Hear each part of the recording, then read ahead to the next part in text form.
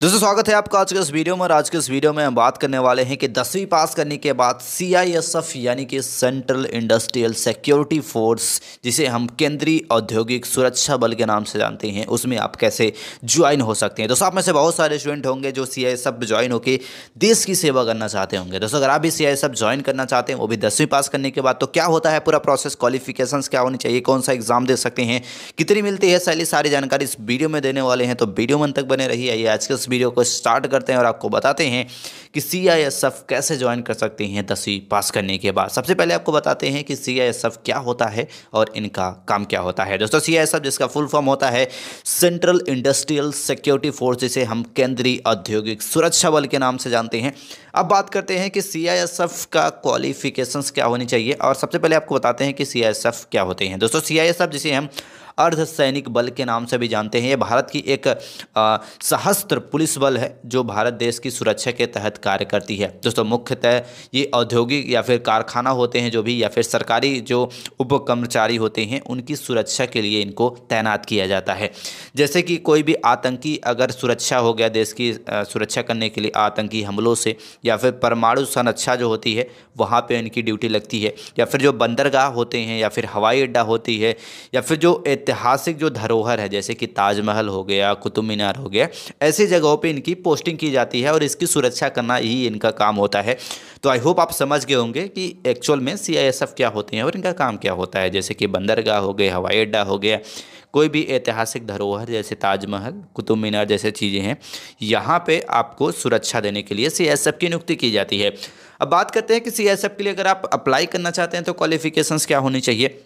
दोस्तों CISF के लिए वैसे तो अगर आप बड़े पोस्टों के लिए जाना चाहते हैं तो आपका ग्रेजुएशन होना चाहिए, लेकिन आज के इस वीडियो में हम बात करने वाले हैं कि 10वीं के बाद आप कैसे CISF ज्वाइन कर सकते हैं। तो आप अप्लाई कर सकते हैं 10वीं पास करने के बाद CISF कांस्टेबल के लिए। इसके लिए आपके पास 10वीं की मार्कशीट है तो आप इसके लिए अप्लाई कर सकते हैं। आप 10वीं पास होना चाहिए, 10वीं के साथ साथ आप भारत के नागरिक होने चाहिए, आपकी जो उम्र होनी चाहिए वो 18 से 25 वर्ष के बीच में होनी चाहिए। साथ ही साथ अगर आप OBC या फिर SC से कैंडिडेट रहते हैं तो आपको उम्र में छूट भी मिलती है। और इसके साथ साथ आपकी जो आंखें होनी चाहिए वो स्वस्थ होनी चाहिए और आप फिजिकली और मेंटली रूप से फिट होने चाहिए।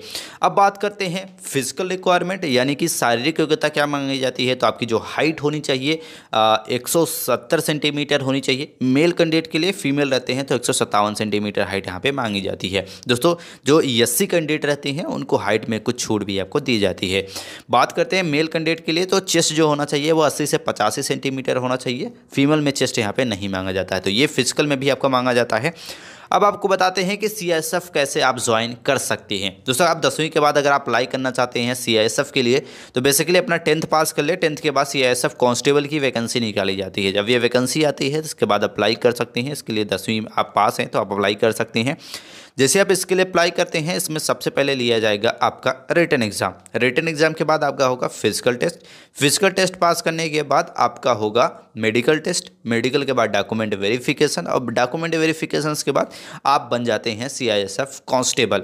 अब बात करते हैं कि आप CISF का जो एग्ज़ाम कंडक्ट किया जाता है वो क्या होता है, एग्जाम पैटर्न वगैरह, सिलेबस वगैरह क्या क्या होता है। तो कांस्टेबल का सिलेबस आप जैसे कि आप स्क्रीन पर देख पा रहे होंगे, एक कुछ इस प्रकार से इसका सिलेबस होता है। इन सारे सब्जेक्ट से आपसे क्वेश्चन वगैरह पूछे जाते हैं। देन आपका जैसे आप रिटन एग्जाम को क्लियर कर लेंगे, आपका चला जाएगा फिजिकल टेस्ट। फिजिकल टेस्ट में सबसे पहले कराया जाएगा आपकी हाइट चेक की जाएगी, आपका चेस्ट मेजर किया जाएगा, देन आपकी दौड़ कराई जाएगी। रनिंग मैक्सिमम जो आपकी होती है वो होती है लगभग 1600 मीटर रनिंग करनी होती है। फीमेल रहते हैं तो 800 मीटर ही रनिंग करनी होती है। टाइम वगैरह भी अलग अलग होती है, तो जब वैकेंसी आती है तो आप वहाँ पे चेक कर सकते हैं कि कितने दौड़ आप यानी कि कितनी रनिंग वगैरह आपको करनी होती है। फिजिकल टेस्ट आपका पूरा वहाँ पे अच्छे से लिया जाता है। इसके बाद आपका होगा मेडिकल टेस्ट। ये काफ़ी इंपॉर्टेंट होता है। अगर आप मेडिकली फिट नहीं होते हैं, कोई भी बीमारी आपको होती है, गंभीर बीमारी होती है, आपकी आंखें सही नहीं होती है, तो आपको बाहर कर दिया जाता है।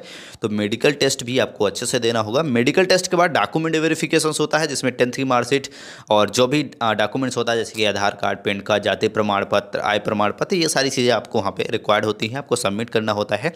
इसके बाद डॉक्यूमेंट वेरिफिकेशन होने के बाद आपकी मेरिट लिस्ट बनती है और मेरिट लिस्ट के हिसाब से आपको CISF कांस्टेबल की पोस्ट मिल जाती है। अब आई होप आप समझ गए हो कि कैसे आप ज्वाइन हो सकते हैं 10वीं के बाद सीआईएसएफ में कितनी मिलती है सैलरी, इसके बारे में आपको बता देते हैं। अगर आप बनते हैं सीआईएसएफ कांस्टेबल तो बेसिक सैलरी होती है इनकी लगभग 20,200 रुपये, लेकिन इसके साथ साथ 2,800 रुपये भत्ते आपको दिए जाता है और 5,200 रुपये आपको और भी अलग से भत्ते वगैरह आपको यहाँ पे दिया जाता है। ग्रेड पे आपको 2,800 दिया जाता है और भत्ते मिलता है आपको लगभग 5,200, यानी कि टोटल स्टार्टिंग सैलरी लगभग आपको 30 से 32,000 रुपये आप बेसिक सैलरी आपको स्टार्टिंग में ही दिया जाने लगेगा।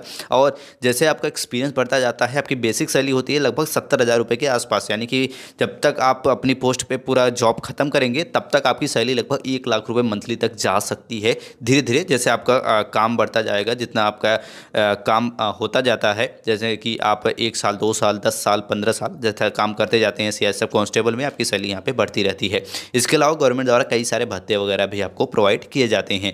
इसके साथ साथ पेंशन भी दिया जाता है, तो काफ़ी अच्छा पोस्ट है।